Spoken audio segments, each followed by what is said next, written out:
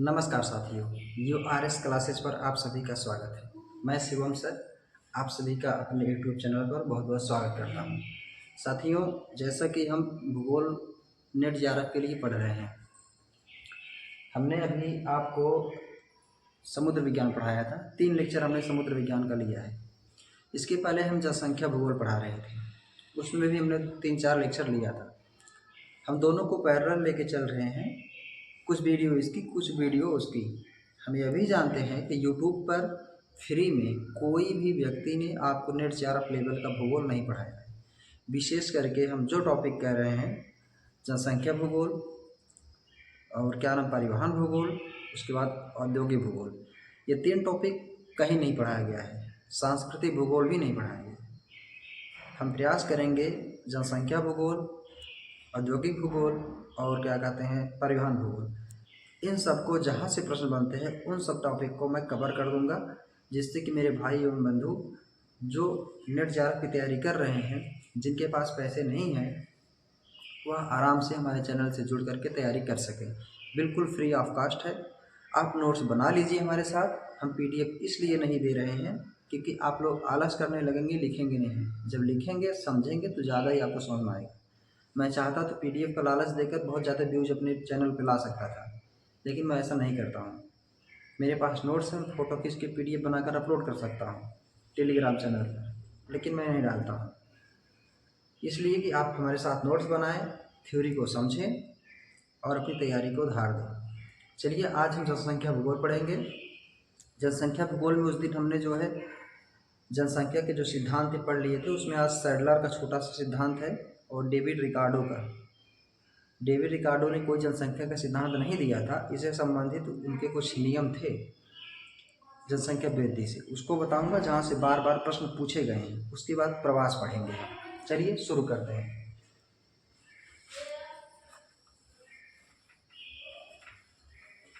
आज हम पढ़ेंगे जनसंख्या भूगोल। क्या पढ़ेंगे? जनसंख्या भूगोल।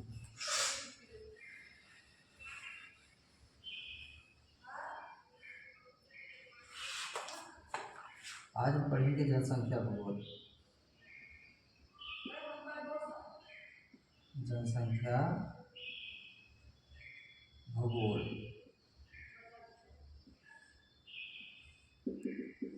Population geography. जनसंख्या भूगोल में पढ़ेंगे सैडलर का सिद्धांत। सैडलर का जनसंख्या सिद्धांत। जनसंख्या सिद्धांत कब आया था? 1830 में आया था। ठीक है। अब देखिए, पढ़ने को आप कहीं से पढ़ सकते हैं, लेकिन मैं जो चीज़ें आपको यहाँ बता रहा हूँ, आपको डायरेक्ट 100% गारंटी के साथ एग्जाम में हिट करेंगे। कैसे शब्दों के साथ खेलता है एग्जामिनर, भिन्न भिन्न परीक्षाओं में कैसे शब्दों को घुमा घुमा करके ये भी प्रश्न पूछता है, लेकिन लोग शब्दों के अभाव में गलती कर देते हैं। जानकारी नहीं रहती शब्दों की, वो ट्रांसलेशन कर देता है, अलग अलग शब्द को कर देता है और प्रश्न गलत हो जाता है। इस ट्रैप में हम भी फंसे हैं। आप ही की तरह जब हम नेट दे रहे थे, फिलहाल हम तो एक ही बार में क्वालिफाई किए थे, तो हम भी फंसे थे जब हम प्रैक्टिस कर रहे थे। लेकिन इन सब का जो समस्या थी, ये सब समस्या, उन सबको मैंने समझ लिया और समझ करके अच्छे से नोट कर दिया था अपने नोट्स में ही। इसलिए मैं आज अच्छे से आपको पढ़ा पा रहा हूँ। चलिए, सैडलर का जनसंख्या सिद्धांत 1830 में आया था। सैडलर जो थे एक ब्रिटिश थे। ये कहाँ के थे? सैडलर ब्रिटिश थे।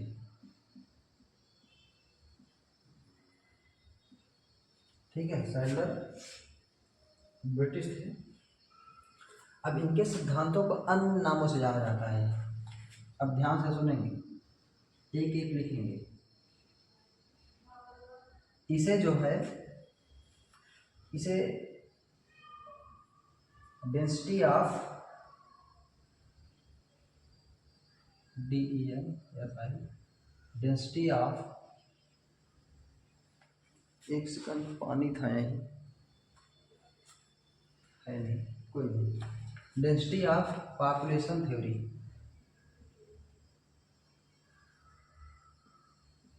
पॉपुलेशन थ्योरी भी कहते हैं। इसे जो है घनत्व एवं उर्वरता का सिद्धांत भी कहते हैं। घनत्व, इससे पहले एक शब्द और लिख लीजिए, अभी मैं समझा रहा हूँ।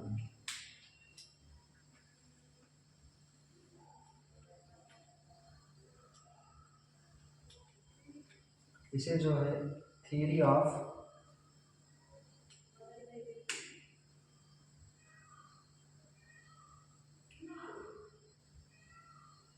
इसे थ्योरी क्या कहते हैं, डेंसिटी एंड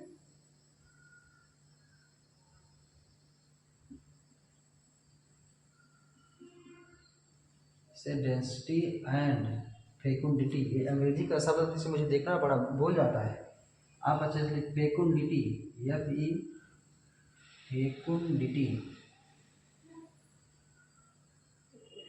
ये देख रहे हैं कितना ज़बरदस्त शब्द लिखा है, मुझे देखना पड़ा नोट्स में इसको कि इतना अजीब से इंग्लिश लिखा है, डेंसिटी एंड फेकुंडिटी थ्योरी भी कहते हैं। यह जब आपको आ जाएगा प्रश्न में, आप हिंदी से अंग्रेजी करते रह जाएंगे ट्रांसलेशन, जब पहली बार ये शब्द आएगा तो आपको समझ में नहीं आएगा, जानते रहेंगे किसने दिया है सिद्धांत, लेकिन इंग्लिश की वजह से आप पकड़ नहीं पाएंगे, अब प्रश्न को गलत कर देंगे। Density of population theory, density and fecundity theory, इससे घनत्व एवं उर्वरता अथवा उत्पादकता, देख रहे हैं कैसे ट्रांसलेशन करके दे रहा है, उत्पादकता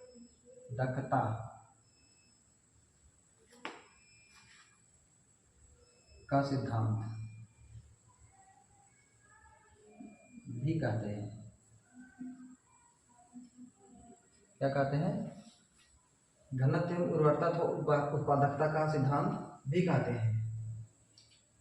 उर्वरता, उत्पादकता, फेकुंडिटी, अलग अलग शब्द आपसे पूछेगा, हिंदी में देख रहे हैं कैसे पूछ रहा है, इंग्लिश में कैसे पूछ रहा है, इसी प्रकार ये फंसाता है। ठीक है, अब हम इस सिद्धांत के बारे में समझते हैं, सिद्धांत कहता क्या है।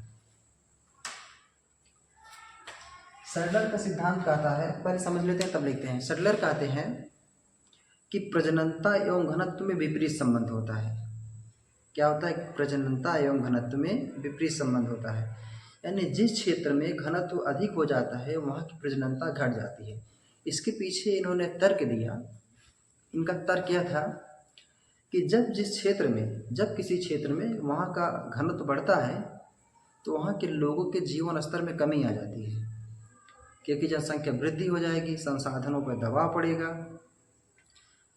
आय जो रोजगार की समस्या होगी, शिक्षा की समस्या होगी, स्वास्थ्य की समस्या होगी, विभिन्न प्रकार की बीमारी फैलेंगी, यानी इस प्रकार आवास की समस्या होगी, विभिन्न प्रकार की समस्याओं के कारण उनका जीवन स्तर गिर जाता है। तो क्या कहते हैं ये कि घनत्व एवं प्रजननता में विपरीत संबंध होता है, यानी जब घनत्व बढ़ता है तो व्यक्ति क्या करता है, प्रजननता यानी जन्म दर को कम कर देता है। क्यों कम कर देता है, क्योंकि उसके जीवन स्तर में कमी आ जाती है। फिर से एक लाइन देखेंगे, इन्होंने कहा कि घनत्व बढ़ने से व्यक्ति के जीवन स्तर में कमी आ जाता है विभिन्न कारणों से, जैसे शिक्षा, स्वास्थ्य, बेरोजगारी, संसाधनों पर अत्यधिक दबाव के कारण जीवन स्तर में कमी आती है। व्यक्ति क्या करता है कि अपने जीवन स्तर को बनाए रखने के लिए अपनी प्रजननता को यानी जन्म दर यानी बच्चे पैदा करने की इच्छा जो होती है उसको कम कर देता है, जिससे वहाँ की जनसंख्या जो है संतुलित हो जाती है, कम हो जाती है। यही इनका सिद्धांत है। इतना ही आपको लिखना है। इनके सिद्धांत के बारे में कब आया था, कहाँ के थे, अलग अलग नामों से पूछता है। उनका सिद्धांत क्या होता है, संबंध पूछता है, घनत्व एवं प्रजननता में सिद्धांत। एक मिनट हम चेक कर लें आपको सही दिख रहा है।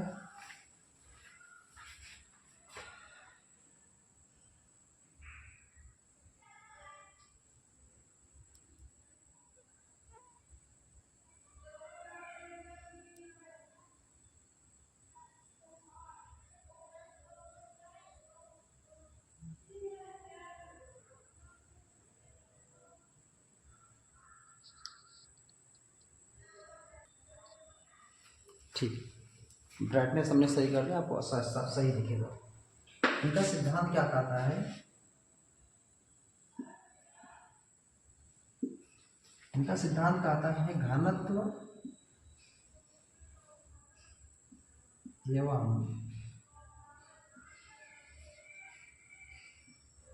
प्रजननता, प्रजननता मीन्स जन्म दर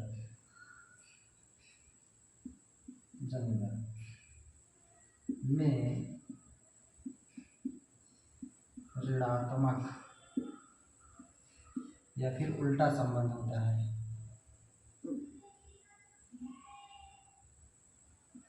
उल्टा संबंध, यह कथन बार बार पूछा गया है, ध्यान देंगे। संबंध होता है, कहने का मतलब यह है कि घनत्व इनवर्सली प्रोपोर्शनल टू प्रजननता,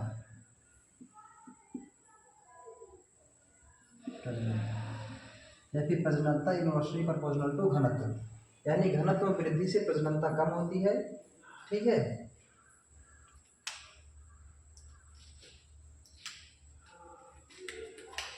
यह संबंध आपको बार बार मिलेगा, पूछा गया है, IQ बहुत बार पूछा गया है। ठीक है, कि घनत्व यानी हमने पहले बता दिया, घनत्व बढ़ता है तो उनके जीवन स्तर में कमी आ जाती है। जीवन स्तर को बनाए रखने के लिए व्यक्ति क्या करता है? अपनी प्रजननता में यानी जन्म दर में कमी कर देता है। यही कारण है कि जो औद्योगिक एवं विकसित देश हैं उनमें जो जनसंख्या वो शहरों में अत्यधिक निवास करती है, तो शहरीकृत जनसंख्या जो है वहाँ घनत्व अत्यधिक हो जाता है। बहुमंजिला मकान पाए जाते हैं, कई मंजिला मकान रहते हैं, उसमें ऊपर से नीचे आदमी ही लदे हुए रहते हैं। तो इतना ज़्यादा पॉपुलेशन घनत्व हो जाता है कि व्यक्ति की जो है जो लाइफ स्टाइल है वो कम होने लगती है, यानी उसमें कमी आने लगती है जीवन स्तर में। तो वह क्या करता है? अपने जन्म दर को कम कर देता है ताकि हम अपने जीवन जो उच्च जीवन स्तर उसको बनाए रखें। ठीक, और जो पिछड़े देश होते हैं, विकासशील होते हैं, उनमें उल्टा संबंध होता है। तो यह था सैडलर का जनसंख्या घनत्व का सिद्धांत। यही सिद्धांत आपसे बार बार पूछता है, संबंध और सिद्धांत का नाम। ठीक है, इसके बाद हम लिखते हैं डेविड रिकार्डो। डेविड रिकार्डो ने जनसंख्या का कोई सिद्धांत नहीं दिया था। 1 मिनट हम लिखते हैं उसको भी।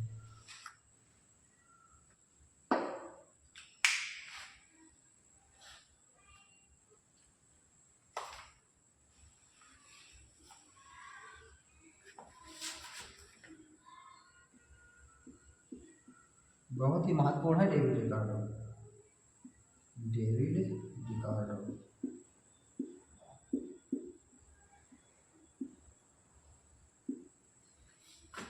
इनका जो सिद्धांत है यह बहुत ही महत्वपूर्ण है। इन्होंने प्रत्यक्ष रूप से कोई जनसंख्या का सिद्धांत नहीं दिया है। इन्होंने प्रत्यक्ष रूप से कोई जनसंख्या का सिद्धांत नहीं दिया है। ठीक है, परंतु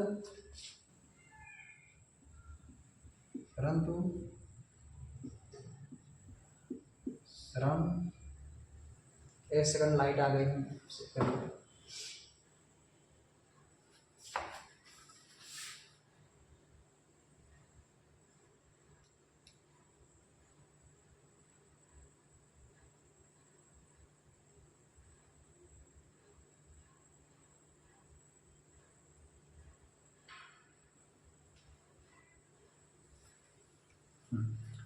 परंतु श्रम उत्पादन में, श्रम तथा उत्पादन में संबंध बताते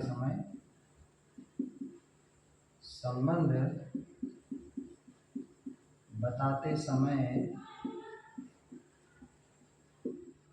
जनसंख्या वृद्धि की बात की है। जनसंख्या वृद्धि की बात की। ठीक, बस यही आपको लिखना था कि आपको पता रहे कि इन्होंने कोई जनसंख्या सिद्धांत नहीं दिया था। अब इनसे जहाँ से प्रश्न बनते हैं आप उसको देखेंगे।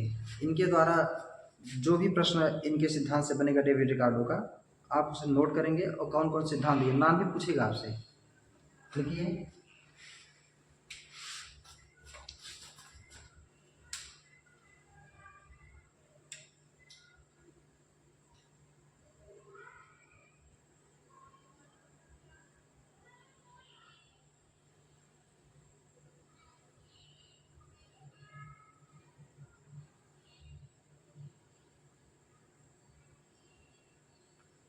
जब ये उत्पादन एवं श्रम में संबंध बता रहे थे तो इन्होंने कहा था, इन्होंने एक बात कही थी, इन्होंने कहा था कि जब मांग एवं आपूर्ति को आधार बनाकर इन्होंने कहा कि जब श्रम की मांग बढ़ती है तो मजदूरी दर में वृद्धि होती है।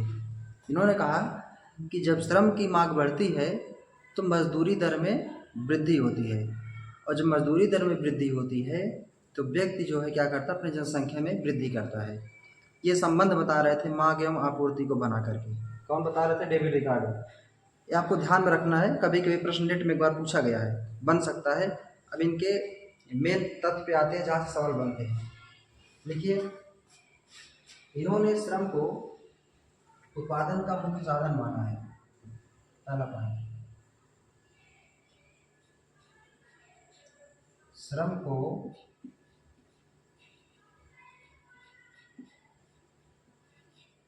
उत्पादन का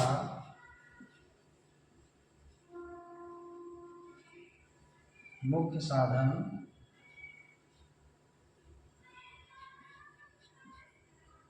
माना है।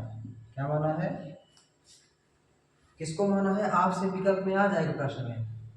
डेविड रिकार्डो के अनुसार, डेविड रिकार्डो के अनुसार उत्पादन का मुख्य साधन है।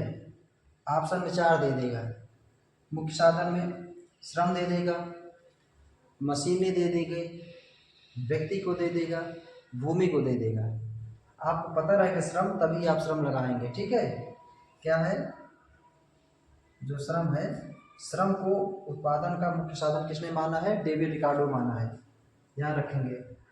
इन्होंने मुक्त व्यापार तथा मुक्त बाजार के का समर्थन किया था।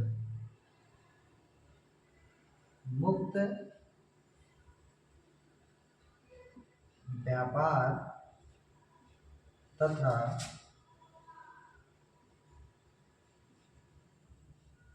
मुक्त बाजार का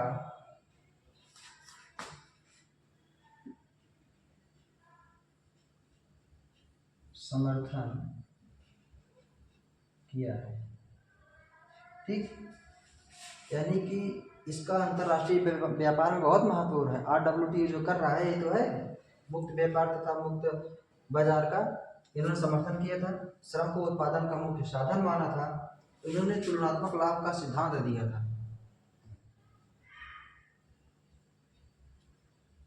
दूसरे तरह से लिखते हैं,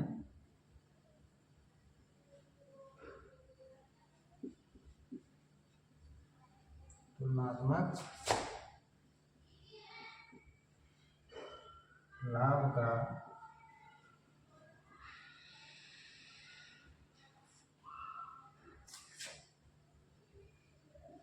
सिद्धांत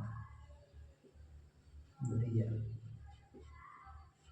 ठीक, तुलनात्मक लाभ का सिद्धांत दिया, श्रम को उत्पादन का मुख्य साधन माना, मुक्त व्यापार तथा मुक्त बाजार का समर्थन किया। थ्योरी ऑफ कंपैरेटिव एडवांटेज भी इसे कहते हैं। इंग्लिश में लिख लीजिए, थ्योरी ऑफ कंपैरेटिव एडवांटेज। कभी कभी इंग्लिश में दे देते फंस जाएंगे। इसे कहते हैं theory of comparative advantage. Comparative advantage. ठीक, आपसे सीधा पूछेगा तुलनात्मक लाभ का सिद्धांत या थ्योरी ऑफ कंपैरेटिव एडवांटेज किसने दिया, तो आप कहेंगे डेविड रिकार्डो। श्रम को उत्पादन का मुख्य साधन किसने माना? David Ricardo. चलिए, जगह नहीं है, इसको मिटा करके ऊपर और लिखते हैं। एक मिनट,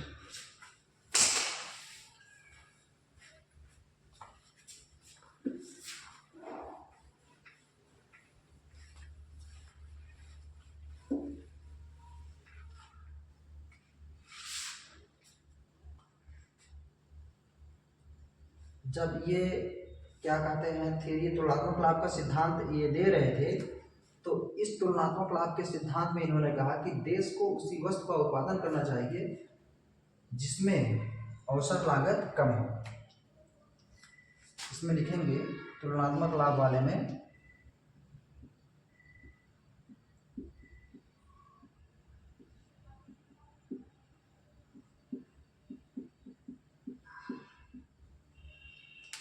देश को उसी वस्तु का उत्पादन करना चाहिए, देश को उसी वस्तु का उत्पादन करना चाहिए जिसमें अवसर लागत कम हो। ठीक, इसके बाद इन्होंने एक सिद्धांत दिया था जिसे कहते हैं लगान का सिद्धांत, थ्योरी ऑफ रेंट।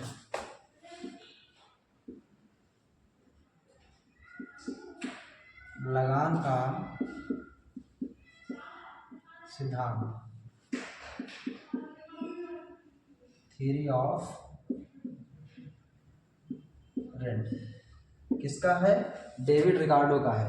ठीक है, डेविड रिकार्डो ने लगान का सिद्धांत दिया। इन्होंने कहा, लगान के सिद्धांत में इन्होंने कहा था जो ज़्यादा उत्पादन करने वाली भूमि होती है वहाँ से लगान नहीं उत्पन्न होता है, कम उत्पादन करने वाली भूमि से लगान उत्पन्न होता है। ठीक,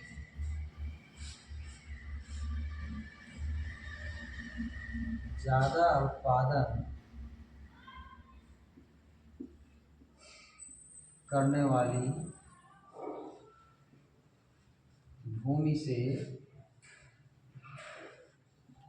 लगान उत्पन्न नहीं होता है। कम उत्पादन करने वाली भूमि से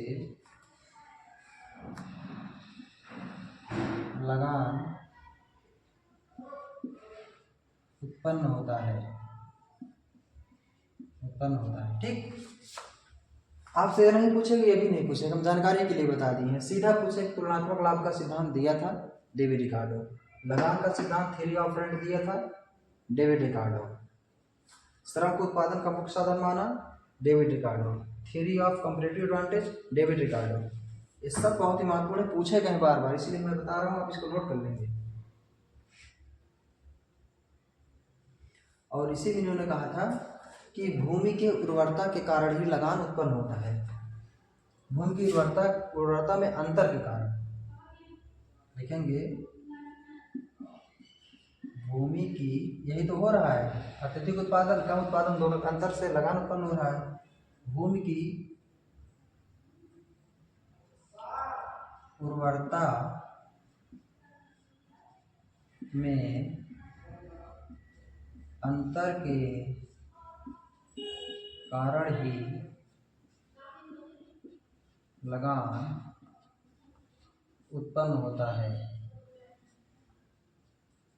ठीक, लगान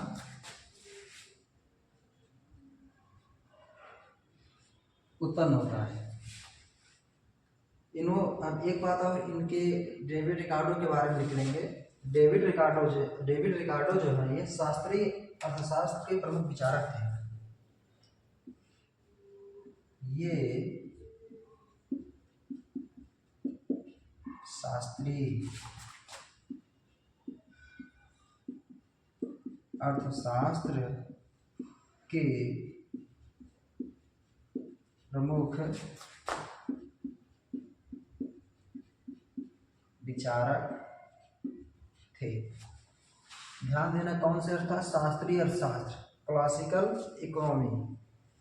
इकोनॉमिक्स के प्रमुख विचारक थे। प्रश्न आपसे बन सकता है, डेविड रिकार्डो थे, ऑप्शन देगा क्लासिकल, तो आपको कौन सा चुनना होगा? क्लासिकल अर्थशास्त्र चुनना होगा। ठीक, इनकी एक बुक थी, बुक लिख लेंगे, बुक पूछी गई है, पूछी भी जाएगी। इनकी एक बुक है, हम नीचे लिखते हैं इसको मिटा करके।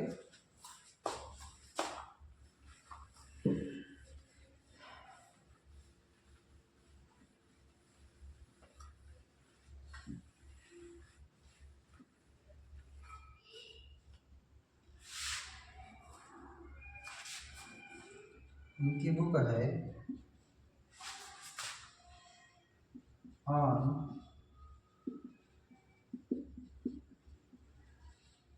ऑन प्रिंसिपल ऑफ बुक किताब on principle of political economy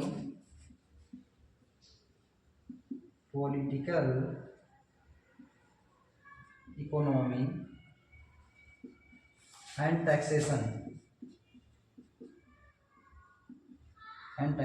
कब आई थी? 1817। ठीक, ये बहुत ही महत्वपूर्ण किताब है, इसे लिख लेंगे, पूछी जा चुकी है। ठीक है, तो यह था डेविड रिकार्डो के बारे में महत्वपूर्ण जानकारी। एक चीज और इसमें छूटा, इन्होंने दिया था आयरन लॉ ऑफ वेजेज, यानी मजदूरी का लौह नियम। इनका एक नियम था,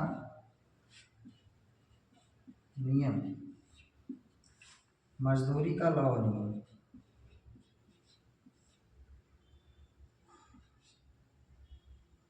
मजदूरी का लौह नियम,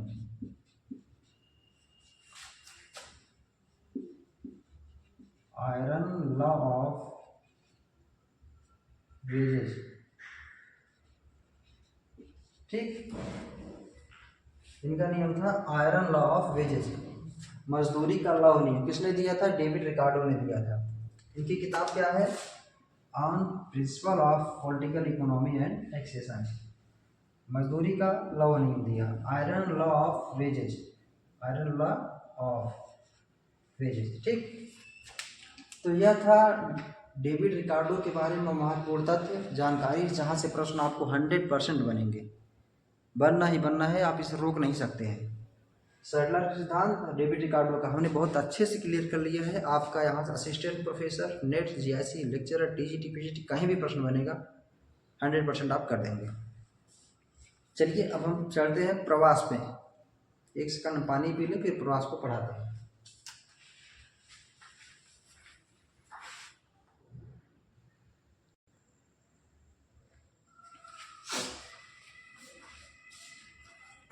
चलिए फिर हम प्रवास पढ़ते हैं।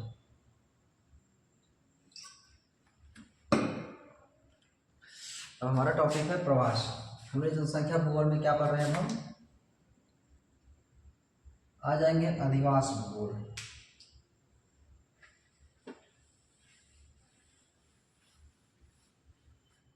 अब हम पढ़ेंगे अधिवास भूगोल।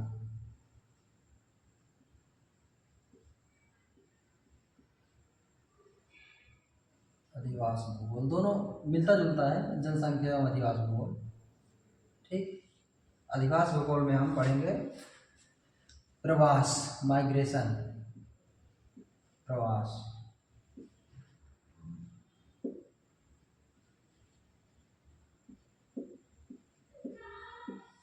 क्या पढ़ेंगे हम? प्रवास यानी माइग्रेशन। अब हम समझेंगे,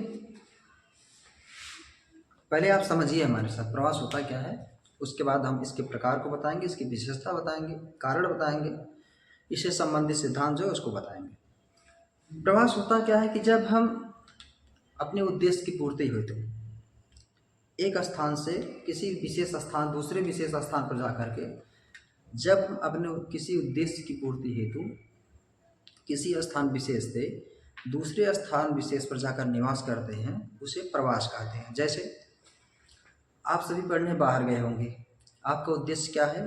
पढ़ाई करना, नौकरी करना, अच्छे से पढ़ना। ठीक, आप अपने घर से इलाहाबाद, लखनऊ, दिल्ली तक गए होंगे पढ़ने के लिए, यानी आप अपने उद्देश्यों की पूर्ति हेतु अपने गांव से इलाहाबाद तक गए हैं।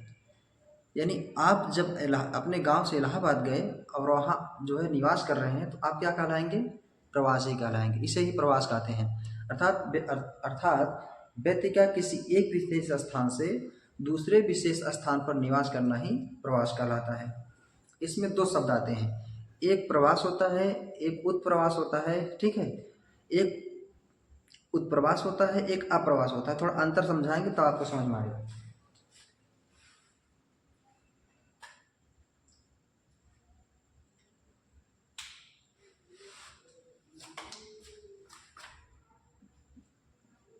प्रवास,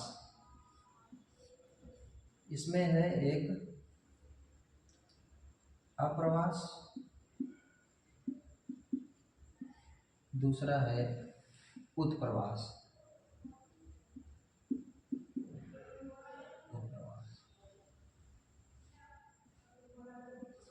दोनों को ध्यान से समझेंगे। जब हम किसी विशेष स्थान से आकर के किसी स्थान पर निवास करने लग जाते हैं तो उसे अप्रवास कहते हैं। जब हम किसी विशेष स्थान से किसी अन्य विशेष स्थान पर चले जाते हैं तो उसे उत्प्रवास कहते हैं। ऐसे आपको समझ नहीं आएगा, लेकिन आप हायर एजुकेशन में है तो आराम से समझ जाएंगे। फिलहाल मैं क्लियर कर देता हूँ, इसको थोड़ा आसान बना देता हूँ। उत्प्रवास में देखेंगे, जैसे मान लीजिए यह आपका घर है,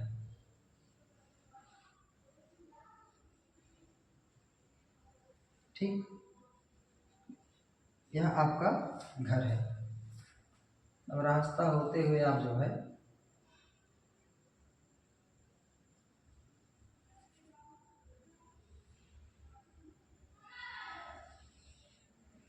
रास्ता होते हुए आप एक शहर में आ गए, यानी मान लीजिए इलाहाबाद में आ गए। ये इलाहाबाद है, ठीक है। प्रयागराज, कहाँ पे आ गए? प्रयागराज में आ गए। किस लिए आए हैं? पढ़ने के लिए। पढ़ने आप प्रयागराज आ गए। ये हैं आप हैं सुखलाल, ठीक।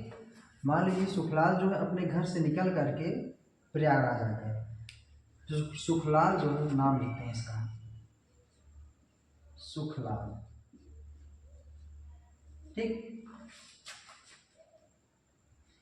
जब सुखलाल अपने घर से निकलकर प्रयागराज आए तो प्रयागराज में जब ये पहुंचे तो प्रयागराज के लिए क्या कहलाएंगे? ये प्रवासी कहलाएंगे, अप्रवासी कहलाएंगे। क्या कहलाएंगे? अप्रवासी।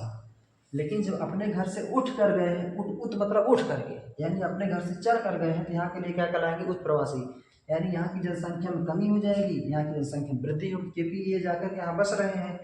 अप्रवासी, जहाँ पर ये बसेंगे, सुखलाल यहाँ बस रहे हैं आकर के, यहाँ के लिए क्या कहलाएंगे? अप्रवासी। अप्रवासी, अप्रवासी या प्रवासी। और यहाँ से घर के लिए क्या कहलाएंगे? घर के लिए ये उत्प्रवास, उत्प्रवासी, ठीक। उम्मीद है कि इस उदाहरण के माध्यम से आप अप्रवास या उत्प्रवास में अंतर समझ गए होंगे, किसे क्या कहते हैं, ठीक। चलिए इसको मिटाते हैं, आगे बढ़ते हैं प्रवास के प्रकार।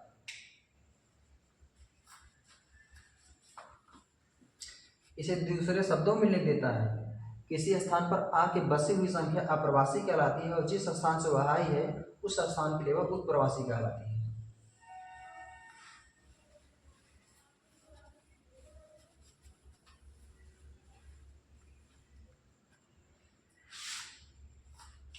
एक ड्राइंग में आप लिखना चाहते भी लिख सकते हैं, जो प्रवास है मानव गतिशीलता का परिणाम है। जो प्रवास है वह एक स्थान से दूसरे स्थान पर मानव गतिशीलता का परिणाम है, ठीक, या प्रतिफल है, परिणाम कुछ भी लिख सकते हैं। आइए प्रवास की विशेषता देखते हैं।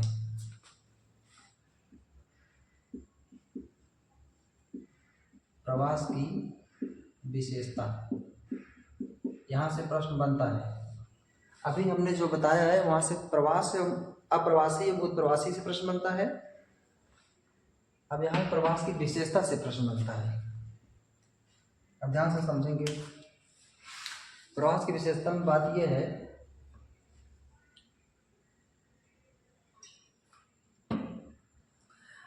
कि प्रवास में जब कोई व्यक्ति प्रवास करता है, एक स्थान से दूसरे स्थान पे जाता है, यानी जहाँ पे गया वहाँ की जनसंख्या में वृद्धि कर दी और जहाँ से गया वहाँ की जनसंख्या में कमी आ गई। अर्थात प्रवास जो है जनसंख्या परिवर्तन का एक महत्वपूर्ण कारक है, पहली विशेषता। प्रवास जो है जनसंख्या परिवर्तन का एक महत्वपूर्ण कारक है। दूसरी विशेषता, जब हम प्रवास करते हैं, जहाँ पर जाते हैं तो वहाँ पर अपनी कुछ विशेष संस्कृति, कल्चर, परंपरा को लेकर जाते हैं। ठीक, तो क्या होता है, प्रवास के द्वारा विभिन्न प्रकार की कल्चर, सभ्यता या फिर परंपराओं का मिलन होता है, प्रचार प्रसार होता है, भाषा बोली का प्रचार प्रसार होता है। हम यहाँ जौनपुर से हैं, अवधी बोल रहे हैं, हम इलाहाबाद जाएंगे या फिर दिल्ली जाएंगे, अवधी बोलेंगे तो हमारी भाषा का वहाँ प्रचार प्रसार होगा, हमारी परंपरा संस्कृति का मिलन होगा। दूसरी बात, एक सेकंड,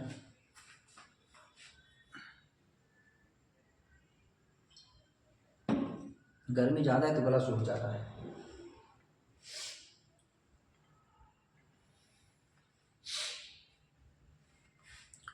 विशिष्ट योग्य व्यक्तियों का मिलना, जैसे मान लीजिए कोई बहुत ही पिछड़ा इलाका है, आकांक्षी जिला है, आकांक्षी स्थान है, वहाँ पर जो है कोई जा ही नहीं रहा है, बहुत पिछड़ा है। लेकिन कभी कभार क्या होता है, कोई एक ऐसा व्यक्ति, सर्वगुण संपन्न व्यक्ति समझ लीजिए, जिसके पास उस क्षेत्र की कमी को पूरा करने की योग्यता हो, जब वह प्रवास करके उस स्थान पर निवास करने जाता है तो क्या होता है कि वहाँ उस व्यक्ति क्या होता है कि उस स्थान के लिए जो योग्य व्यक्ति है उसका मिल जाना हो, यानी उसको योग्य व्यक्ति का उस स्थान को प्राप्ति हो जाती है, जिसे कहते हैं हम विशिष्ट व्यक्तियों का सदुपयोग। मान लीजिए हम अभी इसे दूसरे उदाहरण समझते हैं। मान लीजिए हम अभी यहाँ जौनपुर में हैं, हमारे पास योग्यता है, लेकिन हम अभी छोटे प्लेटफार्म पे हैं, पढ़ा रहे हैं, लेकिन क्या करेंगे, हम यहाँ बाहरी लोग जो हैं हमें परेशान कर रहे हैं, पढ़ाने नहीं दे रहे हैं। उदाहरण के लिए, ऐसी कोई दिक्कत नहीं है, बहुत सारी समस्या उत्पन्न हो रही है, लेकिन क्या होता है कि यानी कि हमारी क्वालिटी के यहाँ कदर नहीं हो रहा है। लेकिन जब यहीं हम दिल्ली या मुंबई कहीं चले गए जहाँ पर हमें हमारी आवश्यकता है, वहाँ हमारी कदर होगी, यानी विशिष्ट योग्य व्यक्तियों का क्या होता है, सदुपयोग हो जाता है। ठीक, समझ में आ गया? ये सब प्रवास की विशेषताएं थी। उम्मीद है आपको प्रवास की विशेषता समझ में आ गई होगी। अब हम आगे बढ़ते हैं। प्रवास के द्वारा लोग अपने संस्कृति, कल्चर, परंपरा का प्रचार प्रसार करते हैं। जनसंख्या परिवर्तन की महत्वपूर्ण प्रक्रिया है यह। हम इसे लिखे नहीं है, बोल दिया, आप लिख लेंगे वीडियो पॉज करके। आगे बढ़ते हैं। प्रवास के कारण,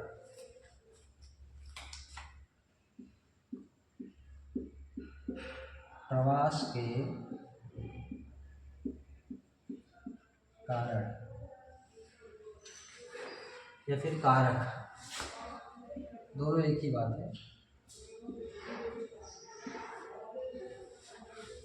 हम जानने का प्रयास करेंगे कि प्रवास होता क्यों है, आखिर प्रवास हो क्यों रहा है, इसके कारण क्या है। ठीक, चलिए एक एक लिखते हैं। अगर डायरेक्ट हम समझाएंगे फिर लिखेंगे समय ज़्यादा जाएगा, इसीलिए हम लिख भी रहेंगे, साथ साथ समझाते भी रहेंगे।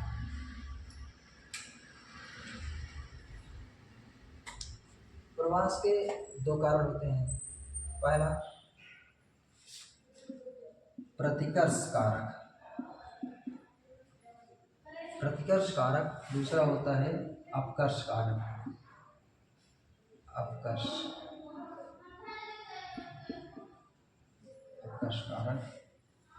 दूसरा होता है प्रतिकर्ष कारक। Repulsive factor, attractive factor. ठीक, यानी जो आकर्षित करे, जो प्रतिकर्षित करे। अब आप ही बताइए, ऐसा कौन सा कारण होगा कि लोग वहाँ से किसी स्थान से प्रवास जो है उत्प्रवास करेंगे, यानी प्रवास करेंगे। आप दो चार कारण बताइए, सोचिए अपने मन में, मैं बताता हूँ। चलिए सोच लिए होंगे, मैं बता रहा हूँ। जब हमें किसी क्षेत्र पर किसी सुविधा के अभाव होगा, रोजगार की कमी होगी, स्वास्थ्य सुविधा नहीं रहेगी, अच्छी शिक्षा नहीं रहेगी, कहीं गृह युद्ध हो गया, कहीं बाढ़ सूखा आ गया, कहीं जो है बहुत ज़्यादा ग्लोबल वार्मिंग फैल गई, यानी विभिन्न प्रकार के ऐसे कारक जो व्यक्ति को मजबूर कर देते हैं कि वह अपना स्थान छोड़ करके दूसरे स्थान पर जाने के लिए मजबूर हो जाता है। उसे क्या कहते हैं, प्रतिकर्ष कारक कहते हैं। वही अपकर्ष कारक में क्या होता है कि इसका सीधा उल्टा होगा। यहाँ पे जो सुविधाएं आ रही थी वह सुविधाएं यहाँ पर प्राप्त हो जाती हैं। स्वास्थ्य की सुविधा, शिक्षा की सुविधा, अच्छा जलवायु, अच्छी हवा, पानी की उपलब्धता, बढ़िया शहर। लोग क्या करेंगे, यहाँ से उठ करके यहाँ चले जाएंगे, अर्थात ये आकर्ष कारक है, यानी अपनी ओर आकर्षित कर रहा है। तो इसमें हम लिख लेंगे प्रतिकर्ष कारक में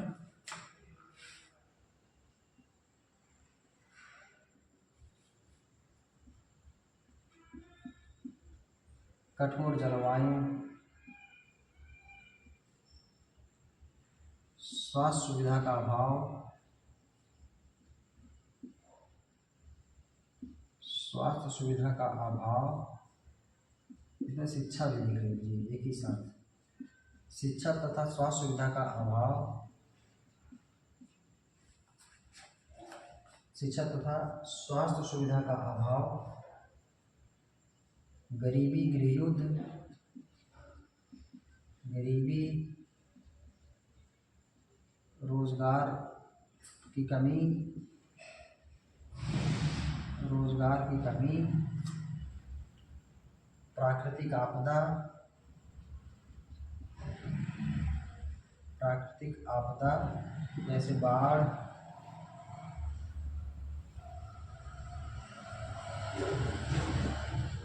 बाढ़, सूखा इत्यादि कारण हो सकते हैं कि जो प्रतिकर्षित करेंगे व्यक्ति को। जब यह समस्या उत्पन्न होगी तो यहाँ कोई रहना नहीं चाहेगा, उठ करके कहाँ जाएगा, जहाँ पर इसके विपरीत यानी इसकी अनुकूल दशाएं होगी। जैसे बेहतर बेहतर शिक्षा एवं स्वास्थ्य की सुविधा, शिक्षा एवं स्वास्थ्य की सुविधा, अनुकूल जलवायु, अनुकूल जलवायु, सुखद भी लिख सकते हैं, सुखद या अनुकूल जलवायु, रोजगार की उपलब्धता,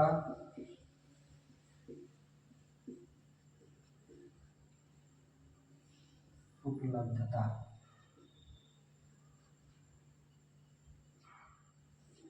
रोजगार की उपलब्धता, कृषि योग्य भूमि,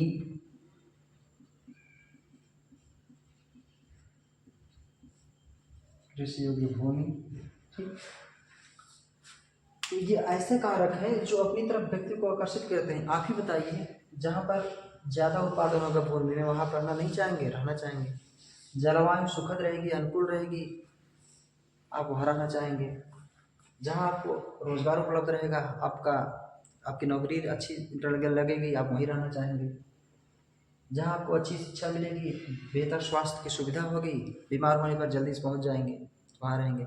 कि आप वहाँ रहना पसंद करेंगे कि आपको खटिया पे लाद कर ले जाना पड़े 5 किलोमीटर, बीमार हो जाए, बाढ़ आ जाए, आपका घर ही डूब जाए, पानी की इतनी समस्या हो कि पीने के लिए आप रात भर तड़पते रहें, ऐसी जगह तो रहना नहीं चाहेंगे ना।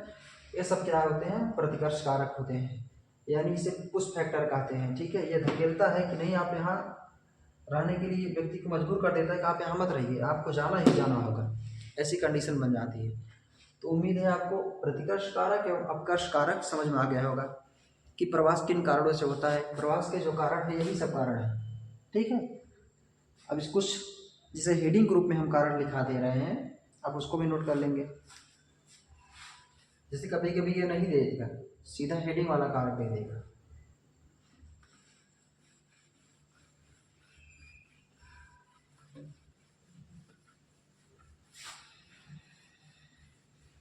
हमने आपको ओपन करके कारक बताया था, वो डायरेक्ट लिख देगा, लिख देगा आर्थिक कारक,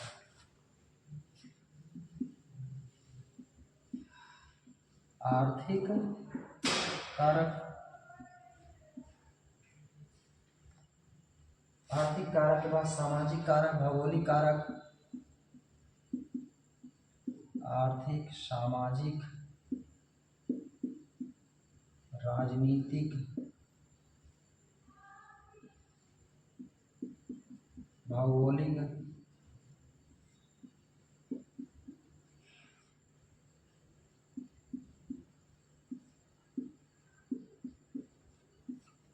आर्थिक कारक, सामाजिक कारक, राजनीतिक कारक, भौगोलिक कारक, धार्मिक कारक,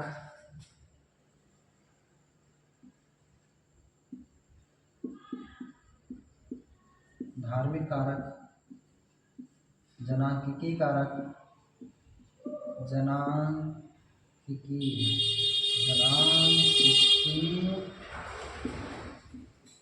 कारक। ठीक, कभी कभी जो हमने खोल के बताया था उसे नहीं दे देगा, ऐसे दे देगा, तो आप ये भी लगा सकते हैं उत्तर। ठीक, उम्मीद है कि आपको प्रवास के कारक अच्छे से समझ में आ गए होंगे। अब हम आगे बढ़ते हैं। इसको मैंने खोल के ऑलरेडी बता दिया। सामाजिक कारक जैसे शिक्षा, स्वास्थ्य हो जाएगा, राजनीति में गृह युद्ध हो जाएगा, शीत युद्ध हो जाएगा, आर्थिक कारक में रोजगार हो जाएगा, भौगोलिक कारक में बाढ़, सूखा, प्राकृतिक आपदाएं हो जाएंगी, धार्मिक कारक में जैसे आज देख ही रहे हैं अपने भारत की राजनीति में क्या हो रहा है, हिंदू मुस्लिम। जनांकिकी कारक में ये समझ लीजिए, जनांकिकी कारक में जनसंख्या का अतिरिक्त दबाव, कहीं जनसंख्या बहुत ज़्यादा हो गई, भयंकर जनसंख्या विस्फोट की स्थिति है, लोग वहाँ से हट के दूसरे स्थान पर निवास करते हैं। ठीक, तो ये कारक आपको समझ में आ गया होगा। हम देखते हैं प्रवास के परिणाम।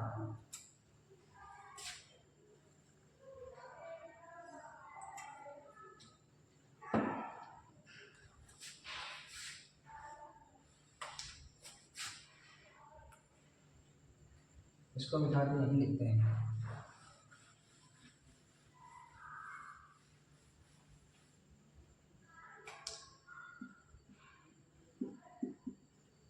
प्रवास के परिणाम।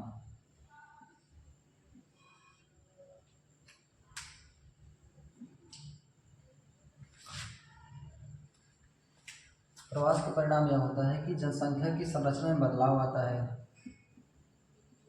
जो हमने विशेषता बताया था वही परिणाम ही है, जनसंख्या की संरचना में बदलाव। इसे समझिए कैसे। जनसंख्या की संरचना में बदलाव कैसे हो रहा है, जैसे कोई व्यक्ति अपने घर से इलाहाबाद गया तो वहाँ की जनसंख्या में कमी हुई, जहाँ से गया अपने घर से, तो जहाँ गया वहाँ की जनसंख्या में वृद्धि हो गई, अर्थात वहाँ का घनत्व बढ़ा, वहाँ के प्रशासन, शिक्षा, स्वास्थ्य इत्यादि पर दबाव बढ़ रहा है, संसाधन में दबाव बढ़ रहा है, और जहाँ से गया है वहाँ पर कम हो रहा है, यानी वहाँ की जनसंख्या की संरचना में परिवर्तन हो गया। यहाँ से पुरुष गया वहाँ पे और यहाँ महिला ही रह गई, यानी जनसंख्या की संरचना परिवर्तन हुआ ना, कि यहाँ महिला रह गई और घर से पुरुष चला गया इलाहाबाद, वहाँ अतिरिक्त जो है पुरुष की संख्या बढ़ गई, महिला की संख्या कम हो गई, तो यानी जनसंख्या की संरचना में परिवर्तन हो रहा है। आप समझेंगे, सिर्फ बस समय थोड़ा कम है, नहीं इतना डिटेल में आपको ले चलता कि आप जो है समझते कि हाँ हमने कहीं पढ़ा है। जब हम नेक्स्ट बैच लाएंगे तब हम आपको और डिटेल लेकर चलेंगे। दो संस्कृतियों का मिलन एवं प्रचार प्रसार। संस्कृतियों, कल्चर्स का मिलन एवं प्रचार प्रसार।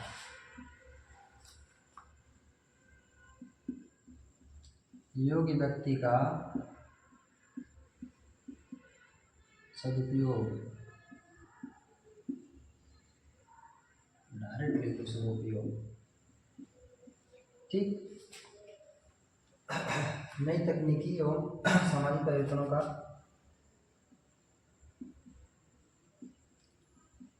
नई तकनीकी का प्रचार प्रसार, नई तकनीक का प्रचार प्रसार। ये सब क्या है, ये सब है प्रवास के परिणाम। ये हमने समझा दिया। संस्कृति का मिलन एवं प्रचार प्रसार, जैसे हमने पहले बताया था, जब हम कहीं जाते हैं तो अपनी संस्कृति, भाषा, परंपरा को लेकर जाते हैं, और वहाँ पर जो व्यक्ति रहते हैं उनकी अलग संस्कृति, भाषा, परंपरा होती है। जब दोनों आपस में मिलती हैं तो उनका प्रचार प्रसार होता है। योग व्यक्तियों का सदुपयोग हमने पहले बता दिया है शुरुआत में। नई तकनीकी का प्रचार प्रसार, जैसे हम कहीं गए, हमें जो तकनीकी आती रहेगी हम जहाँ पर जाएंगे वहाँ पर भी उसका उपयोग करेंगे, ऐसा नहीं उसको बंद कर देंगे। यानी जो हमारी तक नई तकनीकी थी हमारे पास, वहाँ पर भी प्रफुल्लित होगी, प्रचार प्रसार होगा उसका। मान लीजिए हम शहर से गांव में आ गए, तो हम गांव शहर वाली जो टेक्नोलॉजी है उसे गांव में प्रसारित करेंगे। ठीक है, तो नई तकनीकी का प्रचार प्रसार, ये थे प्रवास के परिणाम। अब हम चलते हैं प्रवास के सिद्धांत पर।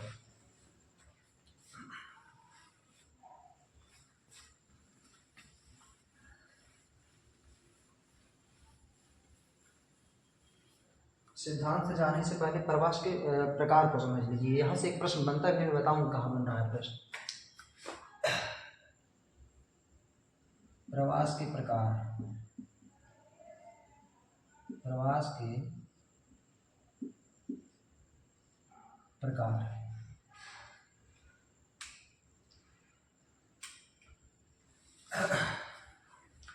समयावधि के आधार पर प्रवास दो प्रकार का होता है, एक अल्पकालिक प्रवास, दूसरा दीर्घकालिक प्रवास। अल्पकालिक प्रवास दो प्रकार का होता है, एक दैनिक प्रवास, एक होता है ऋत्विक यानी मौसमी प्रवास। और दीर्घकालिक प्रवास में जैसे हम कहीं गए, बहुत दिनों के लिए रुक गए, 4 से 10 साल के रुक गए, 2 साल के रुक गए, 1 साल के रुक गए, ये दीर्घकालिक प्रवास होता है। दैनिक प्रवास, जो मजदूर होते हैं डेली जाते हैं काम करने, फिर वापस आ जाते हैं फैक्ट्री से। ऋत्विक प्रवास, जैसे मौसम के अनुसार व्यक्ति एक मौसम में, जैसे मान लीजिए इस समय गर्मी का मौसम चल रहा है, सब लोग खाली हैं, इस समय गांव में कोई काम नहीं है, व्यक्ति क्या करेगा, चला जाएगा शहर कमाने के लिए, फैक्ट्रियों में काम मिल जाएगा। जैसे ही जुलाई का महीना आएगा, उसकी खेती बाड़ी में काम आ जाएगा, धान लगाना, जराई डालना, लोग वहाँ से घर आ जाएंगे। यानी मौसम के अनुसार प्रवास कर रहे हैं, तो ये क्या हो जाएगा, ऋत्विक प्रवास हो जाएगा, मौसमी प्रवास हो जाएगा। ठीक,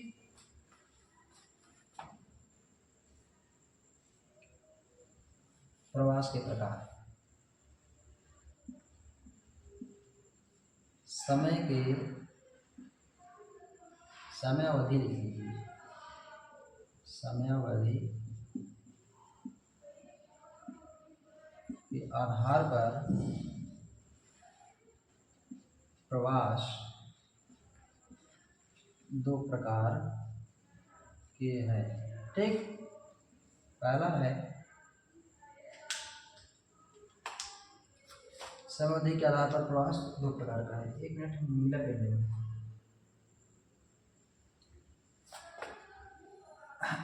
अल्पकालिक प्रवास, अल्पकालिक प्रवास, यहाँ दीर्घकालिक प्रवास, दीर्घकालिक प्रवास। अल्पकालिक प्रवास दो प्रकार का होता है, दैनिक प्रवास,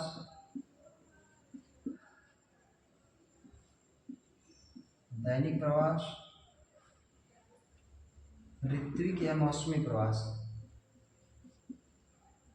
ऋत्विक या मौसमी प्रवास। हम तेज लिख रहे हैं, अक्षर थोड़ा कम साफ दिखाई दे, लेकिन बोल रहे हैं आप समझ लीजिएगा। दैनिक प्रवास, मजदूरों का रोज आना जाना,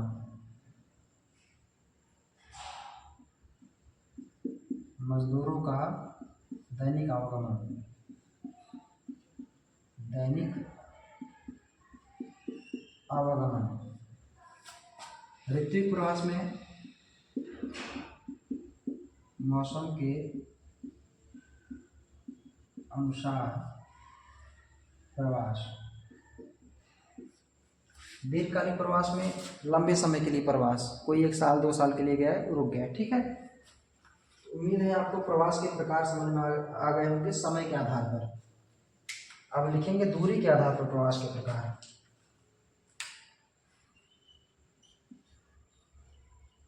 दूरी के आधार पर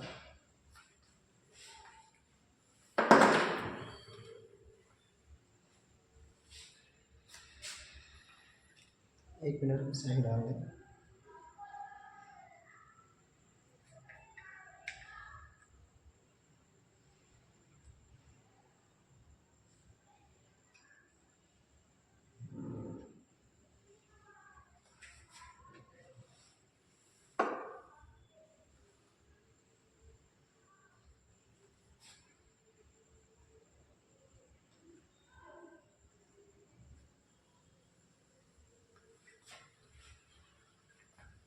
दूरी के आधार पर प्रवास के प्रकार। ठीक, दूरी के आधार पर प्रवास जो है दो प्रकार के होते हैं, एक राष्ट्रीय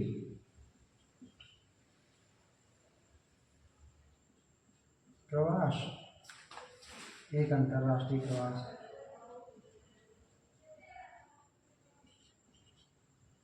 एक अंतर्राष्ट्रीय प्रवास। देख रहा है आप लोग को, राष्ट्रीय प्रवास, अंतर्राष्ट्रीय प्रवास।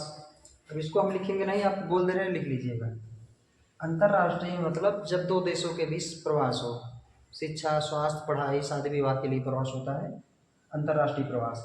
जैसे भारत से अमेरिका, अमेरिका से भारत, भारत से ब्रिटेन, जापान, अतिरिक्त अन्य देशों में। ठीक, राष्ट्रीय प्रवास, राष्ट्रीय प्रवास देश के अंदर ही प्रवास होता है। अब इसके दो दो प्रकार है। देश के सीमा के अंदर प्रवास, अंतर्राज्यीय प्रवास, अंतर्राज्यीय प्रवास। दूसरा है अंतर्राज्यीय प्रवास, अंतर्राज्यीय प्रवास, अंतर्राज्यीय प्रवास, अंतर्राज्यीय प्रवास। अंतर्राज्यीय मतलब एक राज्य के भीतर जिला टू जिला प्रवास, गांव से गांव, जिला से जिला, शहर शहर। ठीक, अंतर्राज्यीय मतलब एक राज्य से दूसरे राज्य में प्रवास। सर्वाधिक प्रवास हमारे यहाँ यही होता है, अंतर्राज्यीय वाला। अंतर्राज्यीय वाला अभी आपको दिखा रहे हैं, ये वाला होगा, ये नहीं ये वाला।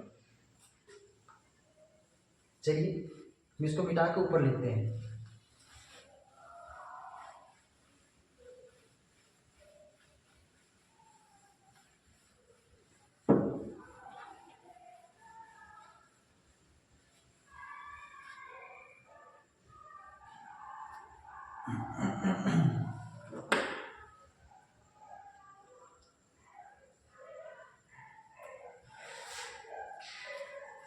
मैंने बताया सबसे पहला जो अंतर्राज्यीय प्रवास, अंतर्राज्यीय प्रवास यानी एक राज्य के भीतर ही प्रवास होता है। यह 4 प्रकार का होता है। प्रश्न आपका यहीं से बनेगा, जो बनने वाला प्रश्न है यहीं से बनेगा। देखिए कैसे हो रहा है। पहला, ग्राम से, ग्राम टू ग्राम, ग्राम से, हिंदी में लिखो यार, गांव से गांव प्रवास।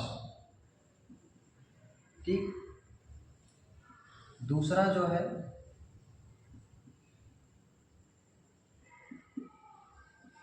गांव से शहर प्रवास। तीसरा, शहर से गांव में प्रवास। चौथा, शहर से शहर प्रवास। ये आपको जानना था, लेकिन अब प्रश्न कहाँ बनेगा, आपसे प्रश्न में इनमें सर्वाधिक प्रवास कहाँ पे होता है? गांव से गांव होता है। किनके द्वारा होता है? महिलाओं के द्वारा होता है। क्यों होता है? शादी विवाह के माध्यम से होता है। कारण समझ में आ गया? कौन करता है? महिला करती है। किस में होता है? गांव से गांव में होता है। दूसरा, गांव से शहर में होता है। इसमें भी प्रवास ज़्यादा होता है, लेकिन इसमें ज़्यादा होता है। इसमें क्या होता है? गांव से शहर में होता है। गांव शहर में इसलिए होता है कि लोग रोजगार की तलाश में गांव से शहर जाते हैं। शहर से गांव बहुत कम लोग आते हैं। शहर से शहर में प्रवास भी कम होता है, क्योंकि हर शहर लगभग विकसित होते हैं। चलिए हम थोड़ा डिटेल में चलते हैं। यहाँ आप नोट कर देते हैं, लिखिए आप। 1 नंबर में आप लिखेंगे सर्वाधिक प्रवास,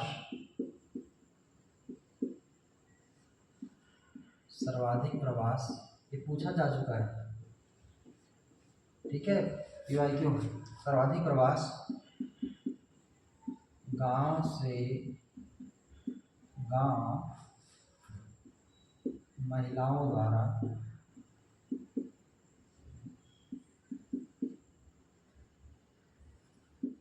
होता है। ठीक, किसके द्वारा होता है? महिलाओं द्वारा होता है। क्यों होता है? शादी विवाह के माध्यम से होता है। गांव से शहर प्रवास, इसमें भी प्रवास अधिक होता है, लेकिन किसके द्वारा होता है? पुरुषों के द्वारा। पुरुषों का प्रवास सर्वाधिक होता है। पुरुषों का प्रवास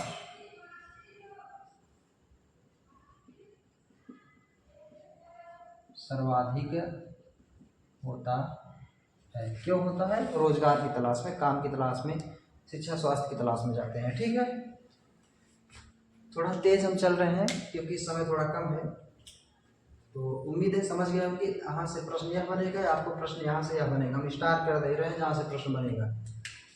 ये वाला प्रश्न बना है, बनेगा। ये वाला प्रश्न बना है, बनेगा। ठीक, और इन सब को ना देकर सीधा पूछ ले, उन सब में तो आप लगाएंगे अंतरराज्यीय प्रवास सर्वाधिक होता है। अब हम आगे बढ़ते हैं।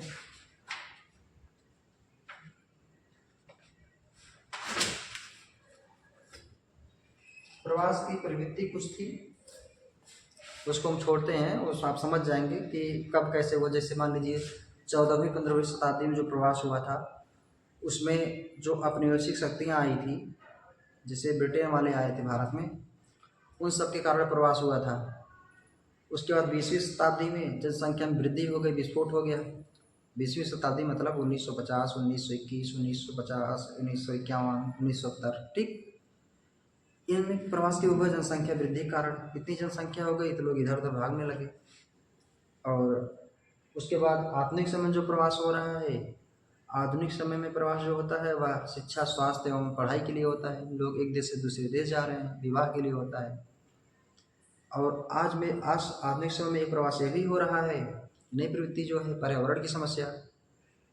जलवायु इतनी विपरीत हो जा रही है, वायुमंडलीय तापमान इतना बढ़ रहा है कि लोग कर रहे हैं। ठीक है, तो आधुनिक जो है प्रवास की प्रवृत्ति है।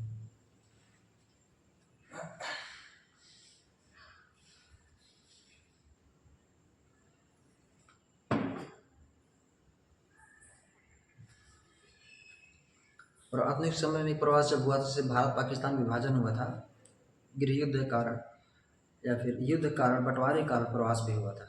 इन सबको आप जानते होंगे, अब कर ले जाएंगे। अब हम सीधा आते हैं प्रवास के सिद्धांत पर।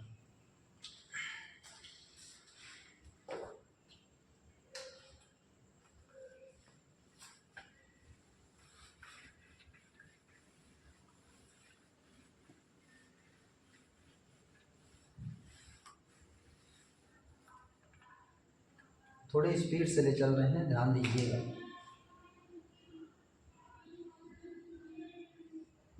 प्रवास के सिद्धांत। पहला प्रश्न लिखिएगा।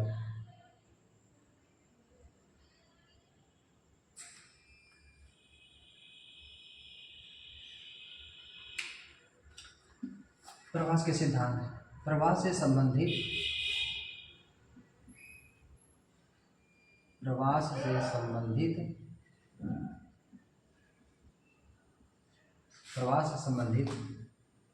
सर्वप्रथम नियम या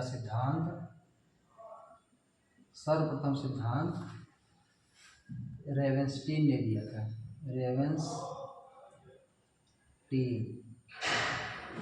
किसने दिया था? रेवेंस्टीन ने दिया था। थोड़ा तेज लिख रहे हैं, अक्षर थोड़ा कम मतलब बन रहा होगा, लेकिन इतना है, पढ़े ले जाएंगे। आप बोल रहे हैं, सुन लीजिएगा। प्रवास से संबंधित सर्वप्रथम सिद्धांत रेवेंस्टीन ने दिया था। इन्हें प्रवास का जनक, प्रवास के नियम का जनक कहते हैं। प्रवास के नियम या अध्ययन, नियम अथवा अध्ययन का जनक कहते हैं। ठीक, किसे कहते हैं? रेवेंस्टीन को कहते हैं। अब रेवेंस्टीन का सिद्धांत क्या है, इसे हम देखते हैं। रेवेंस्टीन जर्मनी के थे और इनका सिद्धांत 1885 में आया था। कब आया था? 1885 में। रेवेंस्टीन का प्रवास सिद्धांत। प्रवास सिद्धांत कब आया था? 1885 में आया था। रेवेनस्टीन का क्या थे? जर्मन थे। ठीक, एक मिनट हम देखें आपको सही दिख रहा है कि नहीं दिख रहा है।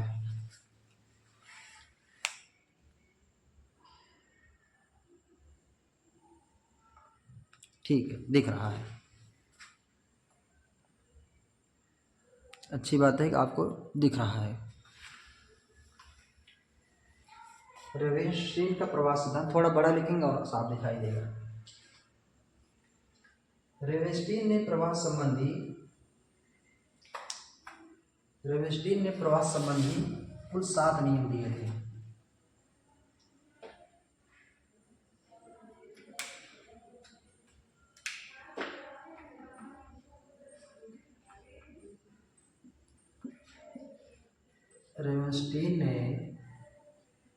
रेवेनस्टीन ने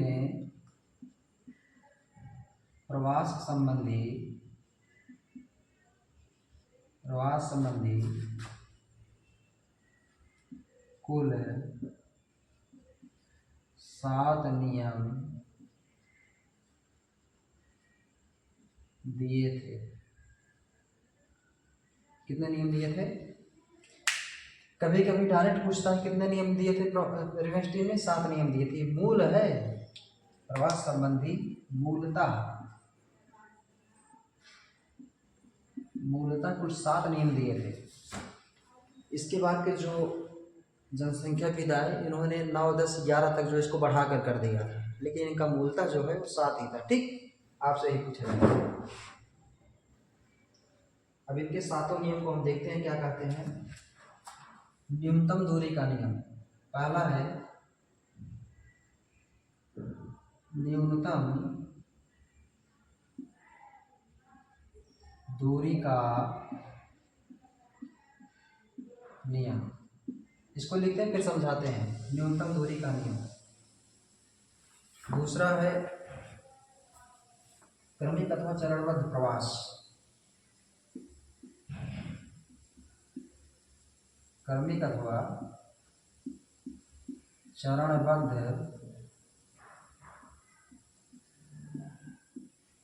प्रवास। तीसरा है धारा एवं प्रतिधारा का नियम।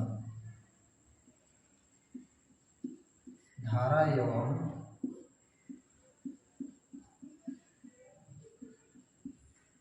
प्रतिधारा का नियम।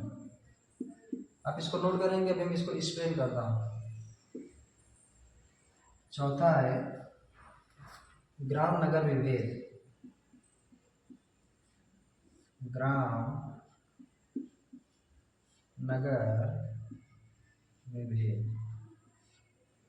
पांचवा है स्त्रियों की बहुलता का नियम।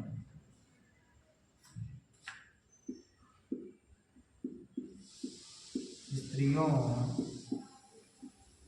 की बहुलता, दिख रहा है, का नियम। पांचवा था।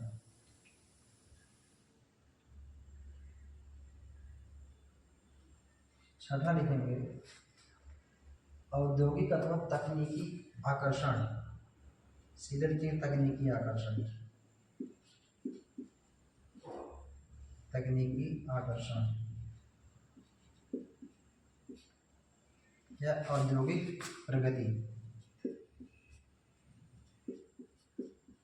औद्योगिक प्रगति। सातवां लिखेंगे तो अंतिम लिखेंगे आर्थिक उद्देश्यों की प्रमुखता।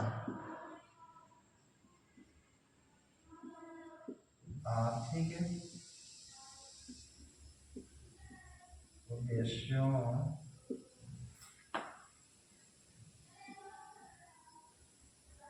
की प्रमुखता। इसे आर्थिक उद्देश्य में जो है रोजगार की प्रमुखता भी लिख सकता है। क्या लिख सकता है? रोजगार की अथवा अथवा रोजगार की प्रमुखता। ठीक है,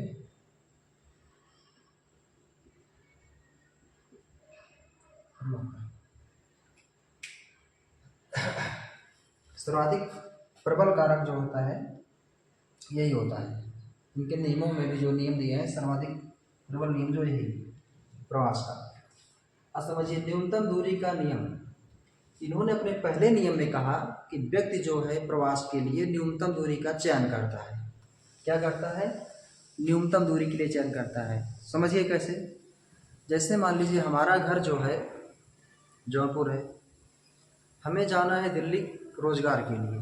यदि वही रोजगार हमको लखनऊ मिल जाए, हम दिल्ली नहीं जाने वाले हैं, हम लखनऊ में ही रहेंगे, क्योंकि हम चाहेंगे कि हमारे घर से हमारे जहाँ पर ऑफिस है, जहाँ हम काम कर रहे हैं, उसकी दूरी न्यूनतम हो। ठीक, समझ में आ गया न्यूनतम दूरी का नियम। व्यक्ति क्या करता है? प्रवास के लिए न्यूनतम दूरी का चयन करता है। क्रमिक या चरणबद्ध प्रवास, हम आगे लिख नहीं रहे हैं, एक्सप्लेन कर दे रहे हैं, आप लिख लेंगे। क्रमिक अथवा चरणबद्ध प्रवास। प्रवास जो होता है क्रमिक रूप से होता है। जैसे मान लीजिए आप जो है अपने गांव में पहली बार, अच्छा पुराने समय में देखिए, आपके गांव से कमाने के लिए कोई एक दो लोग बाहर गए होंगे, जरूर गए होंगे पैसा कमाने के लिए। कोई पंजाब, लुधियाना, दिल्ली, मुंबई, गांव से पहले एक ही दो लोग गए होंगे। जब वो अपने गांव से बाहर गए, कमाए और पैसा भेजे, उनकी आर्थिक स्थिति में सुधार हुआ, लोग प्रभावित हुए, दो चार लोग और चले गए, फिर उनको देखकर चार छह लोग और चले गए। ऐसी इसी प्रकार लगातार जो है प्रवास, यानी प्रवास बढ़ रहा है, यानी क्रमिक रूप से प्रवास बढ़ रहा है। पहले 4 लोग, फिर 6 लोग, फिर 20 लोग, फिर 50 लोग, फिर 100 लोग, यानी लगातार जो प्रवास बढ़ता चला जाएगा। इसे क्या कहते हैं? क्रमिक चरणबद्ध प्रवास, क्रमिक अथवा चरणबद्ध प्रवास। धारा एवं प्रतिधारा का नियम। धारा मीन्स दिशा में, प्रतिधारा मीन्स विपरीत। इसे समझ लीजिए, जैसे इसको यहाँ समझिए। मान लीजिए ये घर है, घर नहीं है, ये शहर ही बनाते हैं, शहर ए है। ठीक, ये है शहर बी। ठीक है, शहर ए से कुछ लोग क्या करेंगे, इनकी जो आवश्यकता की पूर्ति होगी, मान लीजिए यहाँ से बोले शहर बी से ये सुखलाल जो है उठ करके यहाँ से यहाँ चले आए, 4-6 लोग और यहाँ से चले आए, यहाँ आ गए। ठीक, अब मान लीजिए कुछ ऐसे काम हैं जिनकी पूर्ति जो है यहाँ से हो जाएगी। ये जरूरी थोड़ी कि यहाँ से लोग चले गए, यहाँ से सभी लोग चले जाएंगे, यहाँ कोई रहेगा ही नहीं। कुछ जो है पॉजिटिव कारक, आकर्षक कारक यहाँ भी रहेंगे जो अन्य क्षेत्रों से यहाँ पर आकर्षित करेंगे। मान लीजिए यहाँ सहरसी है, तो यहाँ से कुछ लोग यहाँ आके बस गए। यही कह रहा है कि धारा एवं प्रतिधारा का नियम, यानी कुछ लोग यहाँ से गए, कुछ लोग यहाँ आकर बस गए, इसे कहते हैं धारा एवं प्रतिधारा का नियम। ठीक, उम्मीद है समझ में आ गया होगा।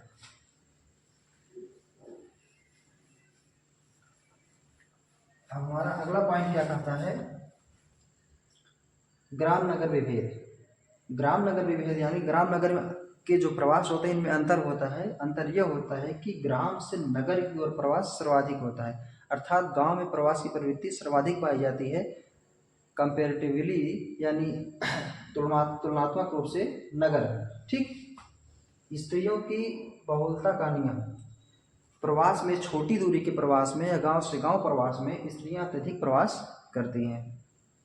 तकनीकी आकर्षण अथवा औद्योगिक प्रगति। कोई ऐसा क्षेत्र जहां पर उद्योग लगे हों, नई कोई टेक्नोलॉजी आई हो, रोजगार का गढ़ हो, जहां उद्योग होगा तो वहां रोजगार अवश्य मिलेंगे। तो क्या करता है, ये ऐसा कारक है वहां लोगों को आकर्षित करता है, अर्थात वहां पर प्रवास की प्रवृत्ति सर्वाधिक पाई जाती है। ठीक, समझ में आ गया पॉइंट। आर्थिक उद्देश्यों की प्रमुखता, इसे कभी कभी रोजगार की प्रमुखता भी लिख देता है। ठीक है, यह सबसे प्रमुख कारक है। लोग ज्यादातर प्रवास इसी के कारण ही करते हैं गांव से शहर में, यानी रोजगार के लिए कोई जब हम प्रवास करते हैं उसे आर्थिक उद्देश्य की पूर्ति होती है। यह था रेवेनस्टीन का सिद्धांत। इन्होंने 1885 में दिया। कुल कितने नियम दिए? 7 नियम दिए मूल रूप से। रेवेनस्टीन को जो है सर्वप्रथम रेवेनस्टीन ने ही प्रवास से संबंधित नियम दिया था, इसलिए इन्हें क्या कहते हैं, प्रवास के नियम या अध्ययन का जनक किसे कहते हैं, रेवेनस्टीन को कहते हैं। ठीक है, यह था रेवेनस्टीन का सिद्धांत।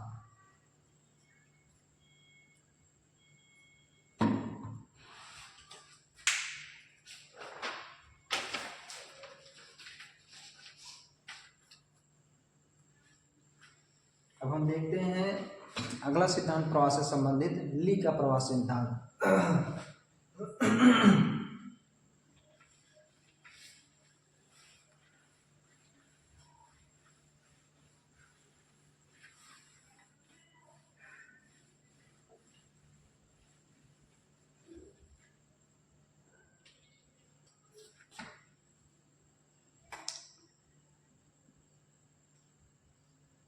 ली का प्रवास सिद्धांत, यह कब आया था, यह आया था 1966 में। 1966 में आया था। इसे पुष्पुल,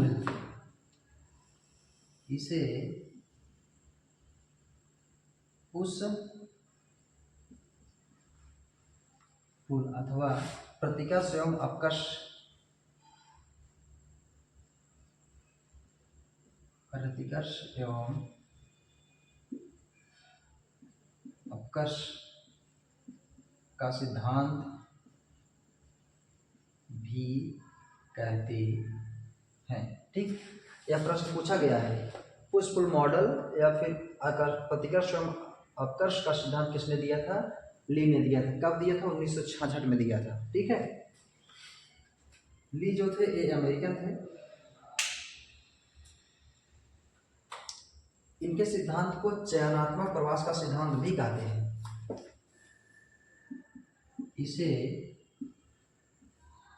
चयनात्मक यानी सेलेक्टिव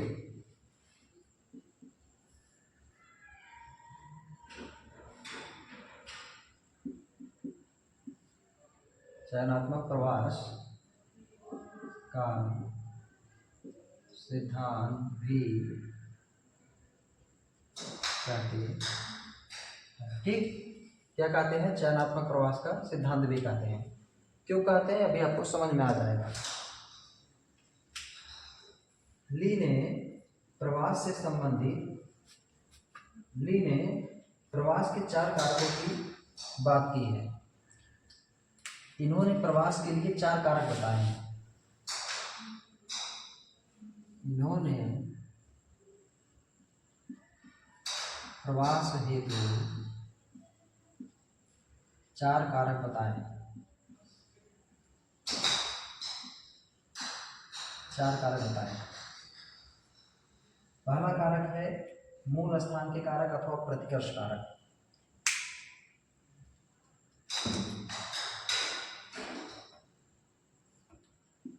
मूल स्थान के कारक अथवा प्रतिकर्ष कारक। अभी इसको हम समझेंगे। दूसरा है गंतव्य स्थान के कारक अथवा अपकर्ष कारक। तीसरा है मध्यवर्ती अवरोध।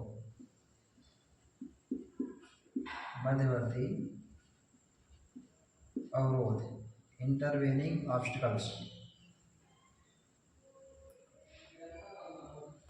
चौथा है व्यक्तिगत कारक, पर्सनल फैक्टर। व्यक्तिगत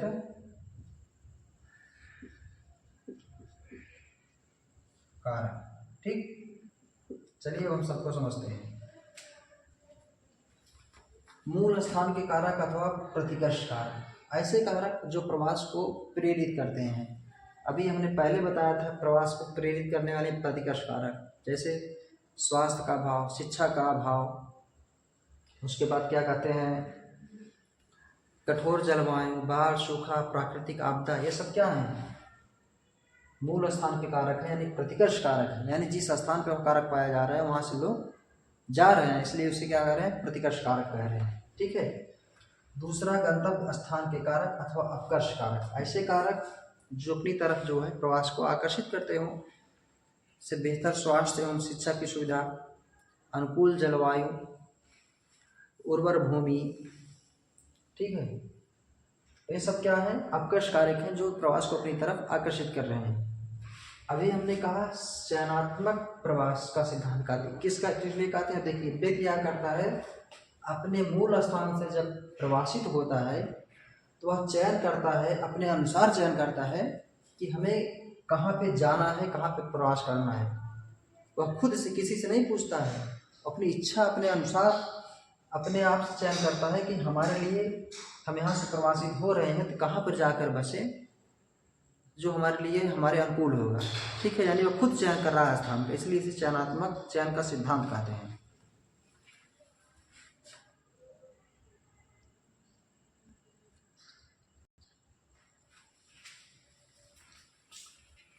ये दोनों कारक समझ में आ गया। मध्यवर्ती अवरोध, मध्यवर्ती अवरोध मतलब यह होता है जैसे हम प्रवास कर रहे हैं एक स्थान से दूसरे स्थान पर, रास्ते में कोई पर्वत आ गया, पहाड़ आ गया, सड़क टूटी है, आपकी इच्छा कम हो जाएगी। ये सब अवरोध का काम कर रहे हैं। आपके पास पैसा नहीं, जाना तो चाहते लेकिन पैसे के कारण नहीं जा पा रहे हैं, दूरी इतनी लंबी है प्रवास कर नहीं पा रहे हैं, ये सब क्या है मध्यवर्ती अवरोध। इसमें हम लिख देते हैं मध्यवर्ती अवरोध में दूरी, भाषा, उसके बाद पर्वत, और क्या कहते हैं साधन या पैसा, पैसा साधन। आपने कभी जो है यह चीज़ अनुभव किया है, आप कहीं जाना चाहते हैं लेकिन आपके पास ये ना हो, आप कहेंगे ना बाबा हम नहीं जाएंगे। आप जाना चाहते हैं लेकिन जिस क्षेत्र में जाना चाहते हैं वहाँ की भाषा ही उल्टी सीधी है, आपको समझ में नहीं आएगा, आप कहेंगे हम नहीं जाएंगे क्योंकि वहाँ समझ में नहीं आएगा। साधन, जाना तो चाहते हैं लेकिन आपके पास साधन ही नहीं जाने का, तब भी नहीं जाएंगे। यानी ये सब क्या कर रहे हैं अवरोध का काम कर रहे हैं, इसलिए क्या कहते हैं मध्यवर्ती अवरोध, मध्यवर्ती अवरोध कहते हैं। व्यक्तिगत कारक, व्यक्तिगत कारक में हमारी इच्छा, हम नहीं जाएंगे, इच्छा हो गया। लिंग हो गया, लिंग मतलब महिला पुरुष, लिंग हो गया, इच्छा हो गया, और क्या कहते हैं इसमें एक चीज़ और आता है सोच, आपकी थिंकिंग,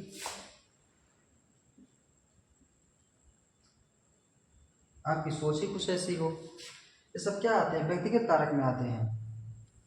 तो इन्होंने ली ने प्रवास से संबंधित 4 कारक बताए, मूल स्थान, गंतव्य स्थान, मध्यवर्ती और व्यक्तिगत। अब हमने कहा ना सिलेक्टिव वाला मैनी भी देते हैं, सिलेक्टिव में जहां हम जा रहे हैं वो पॉजिटिव सिलेक्टिव है, पॉजिटिव सिलेक्टिव, यह नेगेटिव सिलेक्टिव क्योंकि हमें धकेल रहा है, भागो यहाँ से, भगा रहा है, नेगेटिव सिलेक्टिव।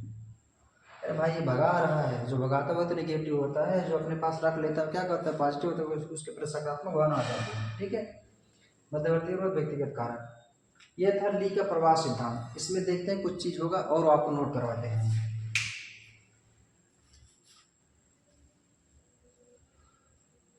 बस कुछ है नहीं, इसमें एक चीज हम आपको ही समझा देते हैं।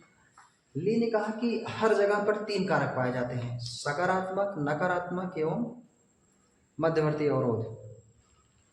मध्यवर्ती अवरोध मतलब शून्य कारक, सकारात्मक कारक, नकारात्मक कारक एवं न्यूट्रल कारक यानी शून्य कारक हर जगह पे पाए जाते हैं। मान लीजिए एक शहर यह है ए, शहर ये है शहर बी, शहर भी, ठीक है। यहाँ पर जनसंख्या निवास कर रही है, यहाँ पर भी निवास कर रही है, ठीक। इसके बीच ये दूरी है डी। यहाँ पर भी पॉजिटिव निगेटिव एवं न्यूट्रल कारक रहेंगे, यहाँ पर भी पॉजिटिव निगेटिव न्यूट्रल कारक रहेंगे। व्यक्ति जो है खुद चयन करता है किसके लिए कौन सा पॉजिटिव कारक है, कौन सा निगेटिव कारक है, ठीक है। क्योंकि न्यूट्रल कारक हर जगह रहते हैं जो कोई प्रभाव नहीं डालते हैं, ठीक है। तो मेन काम होता है पॉजिटिव निगेटिव कारक का, इसीलिए इसमें भी चयन की बात हो रही है। कोई व्यक्ति खुद चयन कर रहा है कि हमारे लिए कौन सा पॉजिटिव कारक है, कौन हमारे लिए निगेटिव कारक है। यहाँ पर भी वही व्यक्ति चयन करेगा कौन इसके लिए पॉजिटिव कारक है, कौन निगेटिव कारक है। जैसे जो लोग पढ़ते हैं, गांव में रहेंगे, आधुनिक शिक्षा का अभाव है, उनके लिए क्या है, वह निगेटिव कारक वहाँ है। बाकी दूसरे शहर में जाएंगे पॉजिटिव, जहाँ पर सुविधा होगी। लेकिन जो लोग नहीं पढ़ाई कर रहे हैं और सारी व्यवस्थाएं वहाँ ठीक है, तो उसके लिए तो निगेटिव कारक थोड़ी है, पॉजिटिव कारक है तो वहीं रहेगा। समझ में आ रहा है ना। तो पॉजिटिव निगेटिव न्यूट्रल कारक हर जगह उपस्थित होते हैं, ये ली ने कहा। तो ली का यह सिद्धांत था, हमने बहुत ही अच्छे ढंग से इसको बता दिया, गहराई से। आप इसे नोट कर लेंगे और ध्यान रखेंगे, आपसे ज़्यादा कोई सिद्धांत नहीं यही पूछ लेता है, नाम ही। तो इसको पुश पुल प्रतिकर्ष अपकर्ष चयनात्मक तीनों नाम याद रखेंगे।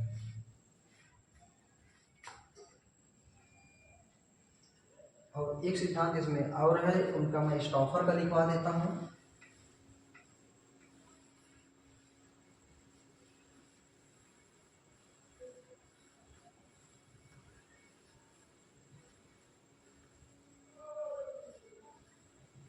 स्टॉफर का अंतरायिक अवसर सिद्धांत।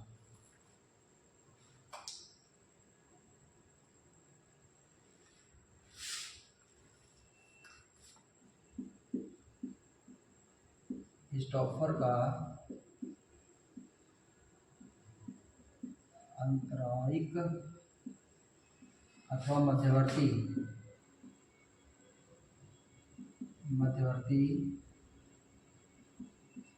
अवसर सिद्धांत कब आया था, 1940 में आया था। ये पूछा गया प्रश्न, लिख दे रहे हैं PYQ।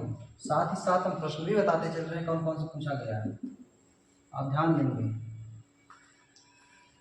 यह 1940 है, ठीक है।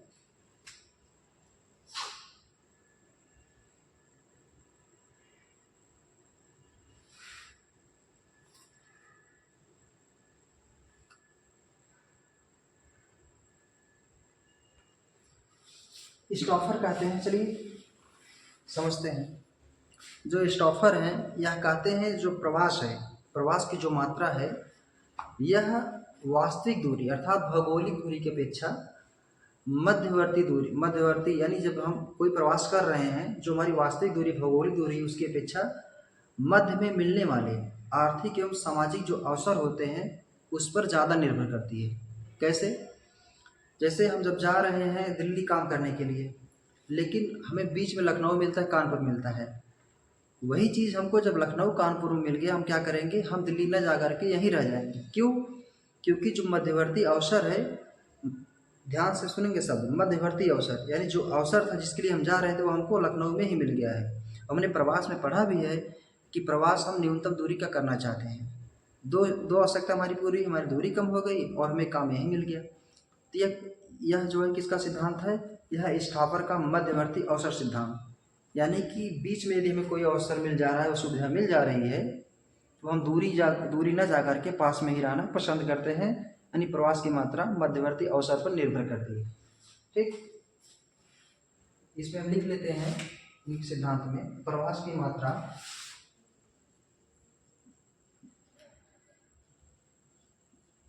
मात्रा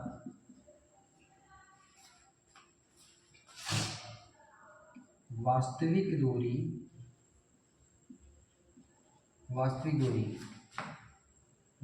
मतलब भौगोलिक दूरी। कभी कभी ये लिख के यही लिख देगा भौगोलिक दूरी मतलब कि जैसे हम दिल्ली यहाँ से 700 किलोमीटर है, ये वाली दूरी हम कह रहे हैं। वास्तविक दूरी यानी भौगोलिक दूरी की अपेक्षा की अपेक्षा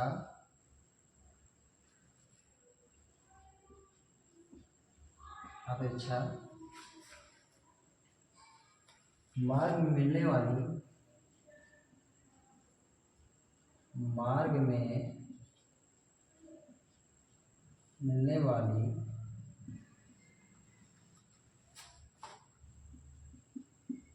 सामाजिक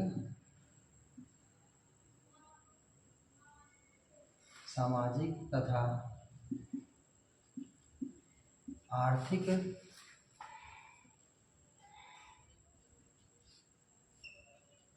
अवसर पर अत्यधिक निर्भर करती है।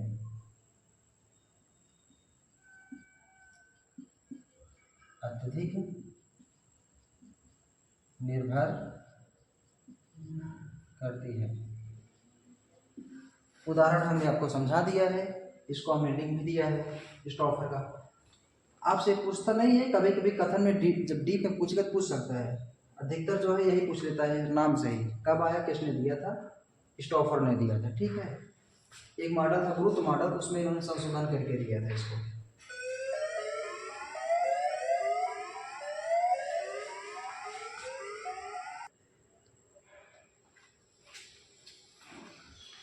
तो आपको जो है स्टॉफर का मध्यवर्ती अवसर सिद्धांत समझ में आ गया होगा। हमने अच्छे से करा दिया है, प्रश्न ये बना हुआ है, प्रश्न बनेगा। अब कल एक सिद्धांत और प्रवास का बचा है, उसके बाद उसमें कुछ फैक्ट आएंगे, मैं फैक्ट को लिखाऊंगा, जो खाली फैक्ट पूछते हैं, नाम पूछते हैं मिलान करने के लिए, बाकी कुछ पूछता नहीं है, उसको कराऊंगा। उसके बाद जनसंख्या की नीति आ जाऊंगा, यानी जल्द ही मैं जनसंख्या को ख़त्म कर दूंगा। लंबी क्लास लूँगा, 1.5 घंटे 2 घंटे जो भी हो जाए। तो आज की क्लास को आप देखेंगे, हमारा सहयोग करेंगे, इसे शेयर करेंगे, हमारे हौसला को बढ़ाएंगे, कमेंट में फीडबैक देंगे, और हम जिससे अपने आप में संशोधन कर सकें और बेहतर कर सकें। जो कमी होगी उसे ज़रूर आप कमेंट कीजिएगा, ताकि हम अपने आप में संशोधन कर सकें, अपने आप को मोटिवेट कर सकें। ठीक है, तो धन्यवाद क्लास, थैंक यू।